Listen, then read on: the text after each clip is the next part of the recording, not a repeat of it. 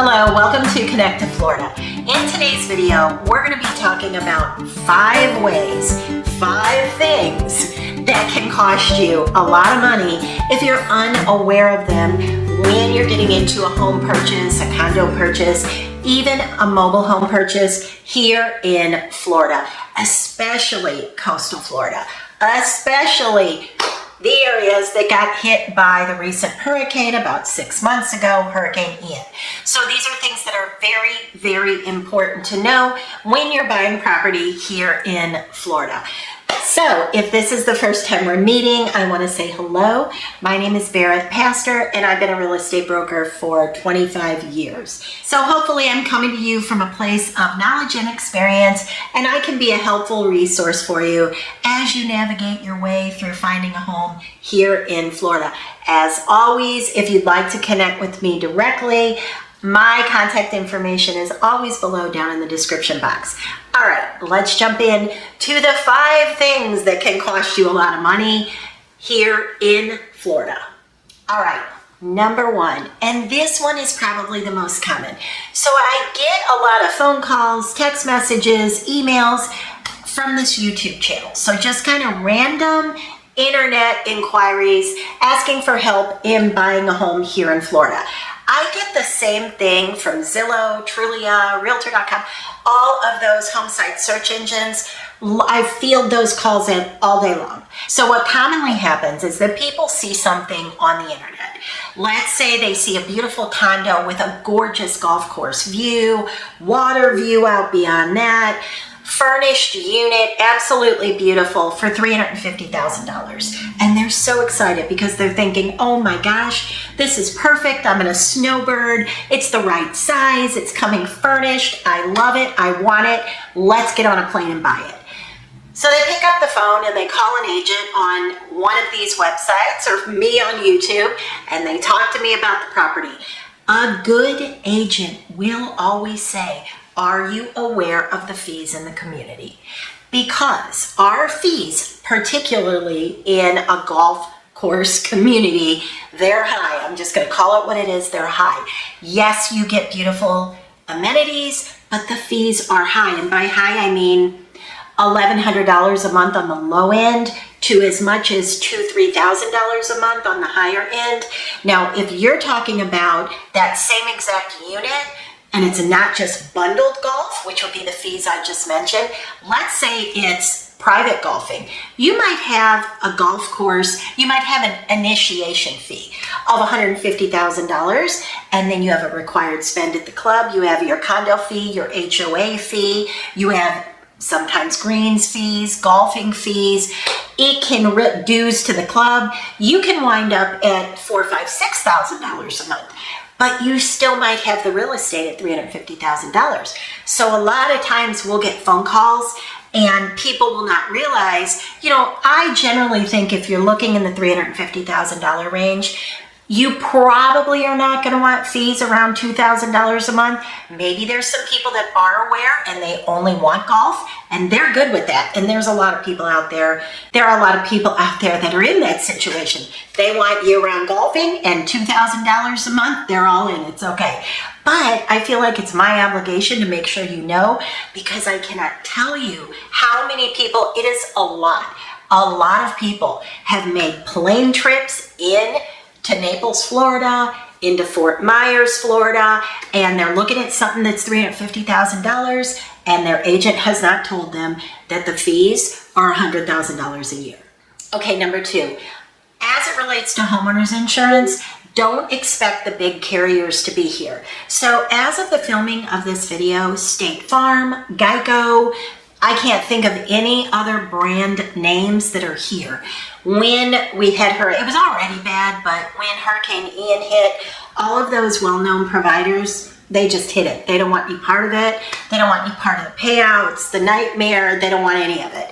So do not be surprised if, one, the big carrier is not here and you can't bundle, because a lot of people think, well, I'll just use whatever they have up north. I'll just bundle it. You can't. Number 2, if you're buying coastal, So if you're buying look at it this way, the bigger the body of water, the more expensive the insurance. So when I'm talking about overlooking a little lake, sort of I'm just going to call it what it really is, a water runoff sort of pond, you know what I mean? They're beautiful, we landscape them and we put fountains in them. I'm not talking about that. Anything that's a big body of water, like Gulf of Mexico, obviously, the Bay, intercoastal, a canal even that leads out to the Gulf of Mexico, that is going to cost you a significant amount of money for your homeowner's insurance if you're buying a single family home. And also there's some other things that play a part, like your elevation. That's actually the most important thing, how high up the house is sitting. But have a discussion. It's so important. I just had somebody a couple weeks ago buy on Marco Island. I told them that the insurance was going to be high. I told them get a quote before we write the offer. Thankfully, they did do it. They thought the insurance was going to be in the $5,000, $6,000 a year range. Yeah, it was $22,000. So be aware. Number 3, there are a lot of new rules with condos that are more than 3 stories high. So about a year ago, a little over a year ago, there was that situation over in Miami where a condo collapsed, the building collapsed.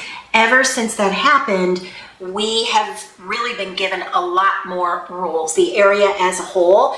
I'm not in Miami, as you know, I'm on the west coast of Florida, but it's affected everyone. So the associations now have to go through structure reports and many other inspections. Who do you think is paying for that? You are paying for that as a condo owner in that building or as a buyer in that building. So one thing that I'm doing with all of my buyers that are looking at condos that are 3 stories high and above, that are falling into this category, I'm just asking, I'm calling the association, I'm asking, have you had the inspection? What are the results of the inspection? Are there any assessments coming forward?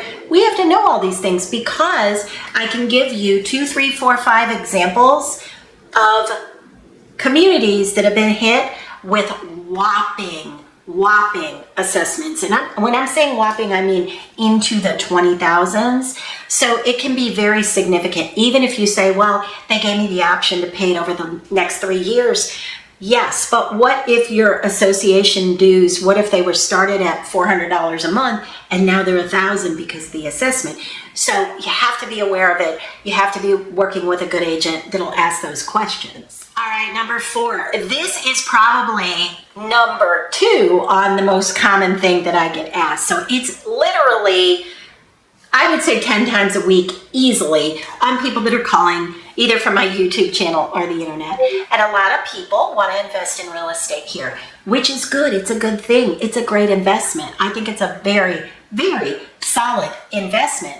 But if you want to do a VRBO style rental, home away style rental, where you're renting nightly or per weekend, you want to do those very, very short-term rentals that are almost like a hotel. Here in Southwest Florida, and I'm talking about anywhere from Sarasota all the way down to Marco Island, most of the area, I'm going to say plus 95%, more than 95% will not allow any sort of VRBO situation.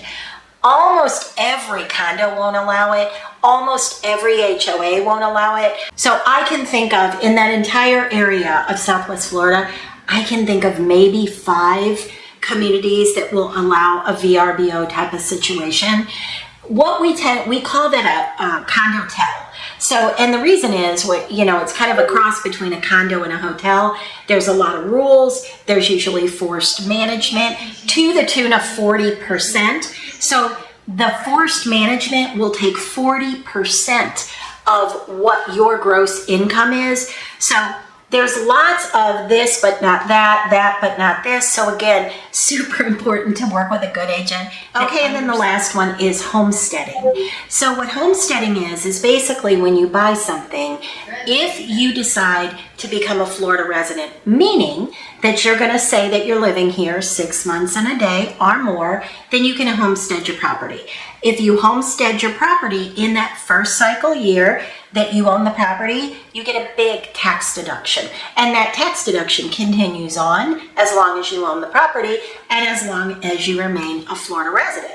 So when you're seeing taxes, when you're looking on the internet or anything like that, and you're seeing taxes that maybe two houses sitting next to each other, let's just say they're both 3-bedroom, 2-bath, identical square footage, but one of them is paying, let's just say $1,400 more a year in taxes, that is probably the reason why. One of them did the homestead paperwork and one of them didn't. So those are the 5 things that can cost you a significant amount of money if you're unaware of them. So as always, if we can help you with anything here in the state of Florida, reach out. All of my contact information is below.